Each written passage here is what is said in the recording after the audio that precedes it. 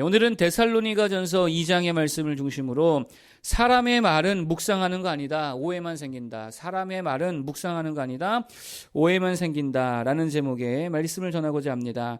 여러분, 결국 한 사람의 인생을 결정하는 게 뭡니까? 그 사람이 무엇을 정말 큰 것으로 여기고 있느냐, 이거 보면 알 수 있다라고 하는 거예요. 이걸로 결정 다 난다는 거예요. 왜 그렇습니까? 자기가 크다고 여기는 게 결국 자기 주인이 된다는 거예요. 무엇을 크게 보고 사느냐, 이게 결국 자기 주인이 됩니다. 어떤 사람은 돈을 제일 크게 보고 살죠. 그 돈 앞에서 막 흔들리잖아요. 그러니까 돈이 주인이 되죠. 돈이 그 삶을 다 결정하죠. 어떤 사람에게는 뭐 사랑이 제일 클 수 있습니다. 그러면 그 사랑이 주인이 됩니다. 그래서 그 사랑을 중심으로 모든 걸 세팅하게 되어지죠. 그게 왜 그래요? 그게 제일 크게 여기기 때문이에요. 어떤 사람에게는 자기 명예가 제일 클 수 있습니다. 뭐 자존심 이런 게 클 수도 있죠. 가족이 클 수도 있고요. 또 집이 제일 큰 게 될 수도 있죠. 근데 집 앞에서는 뭐 아무것도 못하고 이렇게 될 수 있다는 것입니다. 무엇을 큰 것으로 여기느냐, 이게 결국 인생의 대부분의 것을 결정하더라는 거예요. 자, 그런데 오늘 본문에 보니까 사도 바울에게 있어서 정말 큰 게 뭐였냐, 사도 바울의 삶에 있어서 정말 그가 크게 여기고 있는 게 뭐였냐 봤더니 사명이더라는 거예요. 사도 바울은요, 정말 사명을 크게 봤습니다. 하나님의 부르심을 정말 크게 보았습니다. 복음 전파를 크게 봤고요, 영혼 구원을 되게 크게 봤다는 거예요. 이게 그에게 있어서는 가장 큰 거였다는 거예요.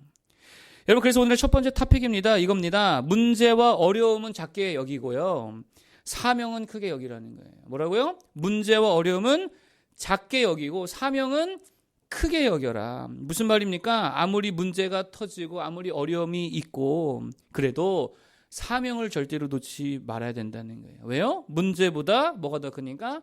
사명이 더 크니까. 어려움보다 사명이 더 크니까 그렇다라는 것입니다. 그래서 1절 2절 보겠습니다. 뭐라 그러냐? 1절 2절을 보겠습니다. 자, 시작. 형제들아, 우리가 너희 가운데 들어가는 것이 헛되지 않은 줄을 너희가 친히 아나니, 너희가 아는 바와 같이 우리가 먼저 빌립보에서 고난과 능욕을 당하였으나 우리 하나님을 힘입어 많은 싸움 중에 하나님의 복음을 너희에게 전하였노라. 아멘. 자, 뭐를 당하였다고요? 고난과 능욕을 당하였으나. 이게 무슨 말입니까? 문제가 있었다는 게 없었다는 거예요. 문제가 있었다는 거예요. 어려움도 있었다는 거예요. 상처도 있었고 갈등도 있었고 어떤 두려움이 있었고 때로는 막 일이 꼬이기도 했더라라고 하는 것입니다. 그러나 우리 하나님을 힘입어 많은 싸움 중에 하나님의 복음을 너희에게 뭐하노라? 전하였노라. 문제, 어려움, 싸움, 상처 있었지만, 문제 있었지만 사명 감당했다는 거예요. 지금 그 말이잖아요. 무슨 말입니까? 사명을 훨씬 더 크게 봤다는 거예요. 그러니 열매를 맺고 기적이 일어나고 새 일이, 역사가 시작이 되더라는 것입니다. 데살로니가 이방 지역이죠. 교회 없던 곳입니다. 거기에 교회가 힘있게 세워져 가더라는 거예요. 여러분, 우리들의 문제가 뭡니까? 이거죠. 사명은 진짜 콩알만큼 작게 보고 문제만 되게 크게 본다는 거예요. 사명은 뭐같이 보고요? 콩알만큼 보고, 문제는 뭐 이만하게 보고 바위같이 보고. 그러니 어떻게 됩니까? 문제 있으면 사명을 온데간데 없죠. 상처받으면 사명은 온데간데 없죠. 사업이 좀 안 되거나 부부간의 사이가 좀 안 좋거나 교우들 간에 좀 갈등이 생긴다거나 그러면 사명은 다 가버립니다. 그 왜 그렇습니까? 사명을 콩알만하게 여기고 문제는 바위같이 여기니까 그러더라는 거예요. 그러니까 문제 터지면 기도도 안 하죠. 기도를 작게 보면 그런 거예요. 코로나 핑계로 예배 안 드리죠. 예배를 작게 보니까 그렇죠. 주를 섬기는 거, 그게 교사든 뭐 찬양팀이든 뭐든 간에 조금 문제 터지면 다 그만두죠. 왜 그렇습니까? 그 사람에게는 문제만 큰 거예요. 사명은 콩알만한 거고. 그러므로 부탁입니다. 제발 문제를 좀 작게 보라는 거예요. 문제를 좀 작게 보라고. 호들갑 좀 그만 떨고. 그리스도인의 최대 강점이 뭡니까? 그리스도인의 최대 강점, 세상 사람 누구에게도 없는 최대 강점, 천국의 소망이 있다는 거잖아요. 우리는 천국 소망이 있습니다. 이게 무슨 말입니까? 죽음도 그리스도인에게는 되게 작은 거라는 거예요. 그러면 죽음이 작은 거면 다른 인생의 모든 문제는 그거 아무것도 아니죠. 좀 문제를 작게 보는 모두 되기를 축복합니다. 뭐 이혼했다고 주의를 못해요? 뭐 그딴 게 어디 있어요? 투병한다고 사명 감당 못해요? 그딴 게 어디 있어? 기도 사명이라도 누워서 감당하는 거죠. 사업이 어렵다고 예배도 안 와요? 심지어 자기 기분 좀 안 좋다고, 기분 좀 안 좋다고 사명을 저버리냐고. 문제를 작게 볼 수 있기를 바랍니다. 그거 별거 아니라는 거예요. 상처를 좀 작게 보라고. 시간 좀 지나면 웬만한 거는요, 그냥 해결이 됩니다. 뭘 이렇게 애쓰고 힘쓰지 않아도 시간만 지나면 해결될 게 되게 많이 있습니다. 대부분의 문제가 그래요. 그러므로 문제는 작게 보고 사명을 좀 크게 볼 줄 아는 모두 되기를 축복합니다. 기도 사명 크게 봐야죠. 예배 사명 크게 봐야죠. 전도 선교 사명 이거 정말 크게 봐야죠. 그래서 정말 내 인생에 수많은 문제들의 한복판에서도 사명 붙들고 끝까지 감당하는 모두 되기를 축복합니다. 두 번째, 어떤 이득을 크게 보지 말라라고 하는 거예요. 자기 이득, 자기 유익, 그거 작게 보라는 거예요. 문제 앞에서만 사명이 흔들리는 게 아닙니다. 어떤 이익 앞에서 우리는 흔들려요. 유익 앞에서 흔들려요. 이득 앞에서 엄청나게 흔들려요. 야, 이거 돈 좀 벌겠다 싶으면 사명 버리잖아요. 야, 예쁜 여자랑 좀 사귈 수 있겠다 싶으면 거기 다 따라다니잖아요. 그러나 사명 저버리죠. 야, 돈 많은 집에 장가 갈 수 있겠다. 돈 많은 집에 시집 갈 수 있겠다. 그러면 뭐 신학 공부 다 그만두고 사명 다 버리고 교회고 뭐고 다 떠나고 거기 막 따라다니잖아요. 그 무슨 말입니까? 뭐를 크게 보는 거예요? 자신의 이익, 자신의 유익, 이득, 이걸 너무 크게 보는 거예요. 그런데 사도 바울은 그러지 않았다라는 것입니다. 자, 3절에서 8절까지 쭉 한번 읽어보겠습니다. 이런 맥락에서 3절에서 8절까지 쭉 한번 읽어보겠습니다. 시작. 우리의 권면은 간사함이나 부정에서 난 것이 아니요 속임수로 하는 것도 아니라 오직 하나님께 옳게 여기심을 입어 복음을 위탁받았으니 우리가 이와 같이 말함은 사람을 기쁘게 하려 함이 아니요 오직 우리 마음을 감찰하시는 하나님을 기쁘시게 하려 함이라. 너희도 알거니와 우리가 아무 때에도 아첨하는 말이나 탐심의 탈을 쓰지 아니한 것을 하나님이 증언하시느니라. 또한 우리는 너희에게서든지 다른 이에게서든지 사람에게서는 영광을 구하지 아니하였노라. 우리는 그리스도의 사도로서 마땅히 권위를 주장할 수 있으나 도리어 너희 가운데서 유순한 자가 되어 유모가 자기 자녀를 기름과 같이 하였으니 우리가 이같이 너희를 사모하여 하나님의 복음뿐 아니라 우리의 목숨까지도 너희에게 주기를 기뻐함은 너희가 우리의 사랑하는 자 됨이라. 아멘. 쭉 계속 읽어봐도 마찬가지입니다. 무슨 말입니까? 어떤 자기 유익, 자기 이익, 이권 이런 걸 전혀 크게 보지 않았다는 거예요. 오직 뭐를 크게 봤다는 것입니까? 하나님의 영광, 주신 사명, 복음 전하고 그들을 일으키고 세우고 교회를 세우는 거, 주께서 맡겨주신 이 일을 감당하는 거, 부르심에 합당하게 행하는 거, 이게 제일 컸다는 거예요. 나의 유익, 나의 이익, 나의 권리, 내 어떤 그런 거 하나도 크게 보지 않았다라는 것입니다.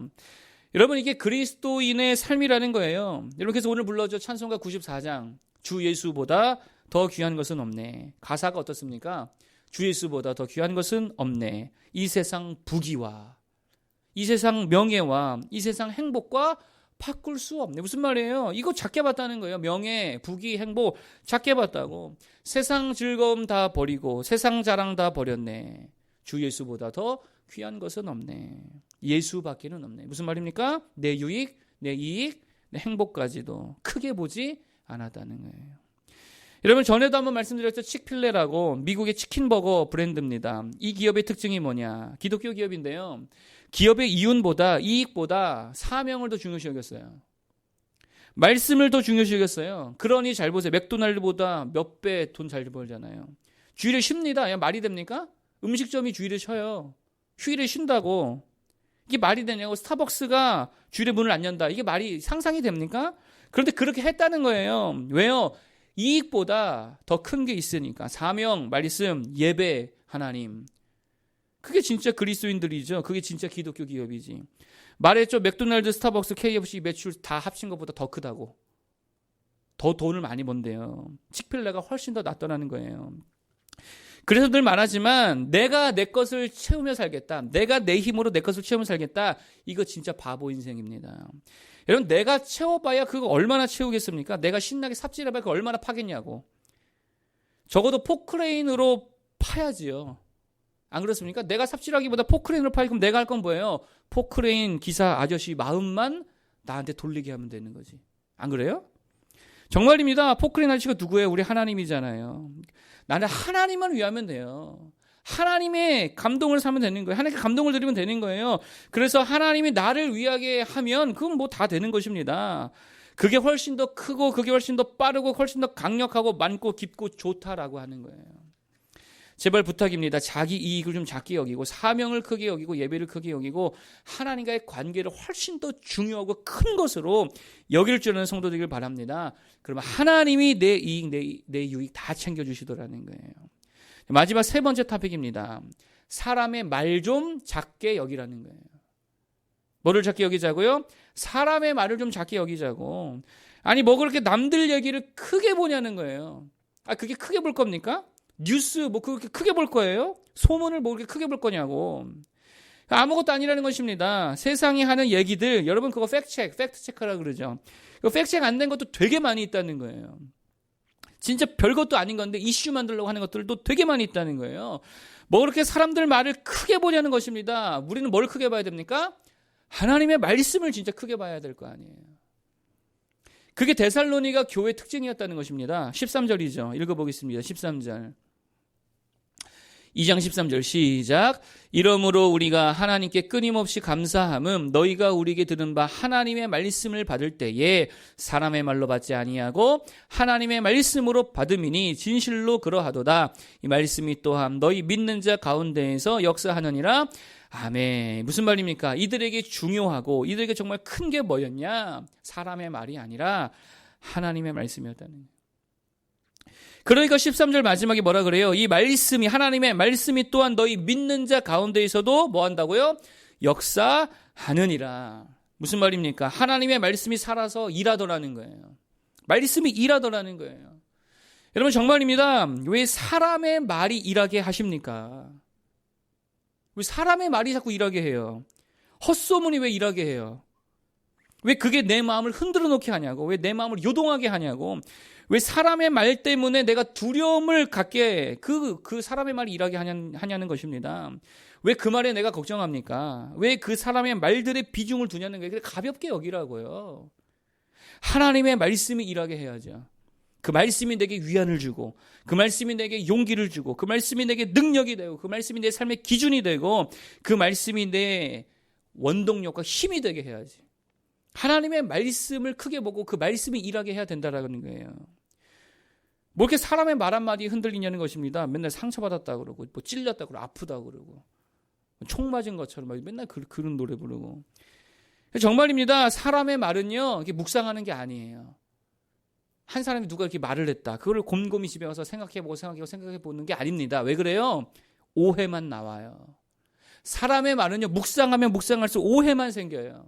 제가 예전에 어떤 성도님 딸이 아프다 그래가지고 아이고 따님이 그렇게 아파서 어찌하십니까? 어떻게 합니까? 이랬어요.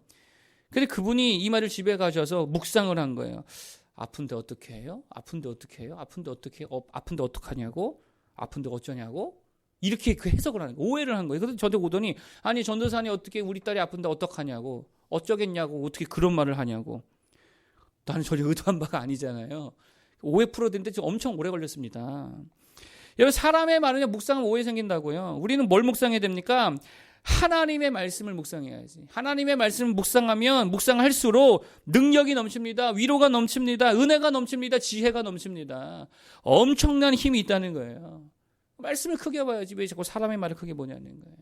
우리 그렇게 살아갈 수 있는 모든 성도 되기를 축복합니다. 세 가지 말씀드렸죠. 문제를 너무 크게 보지 말아라. 두 번째, 내 이익을 너무 크게 보지 말아라. 사람의 말을 너무 크게 보지 말아라. 뭘 크게 봐야 돼요? 사명을 크게 보고 말씀을 크게 보고 하나님을 크게 여길 줄 아는 우리 모든 성도들 되기를 축복합니다. 기도하겠습니다.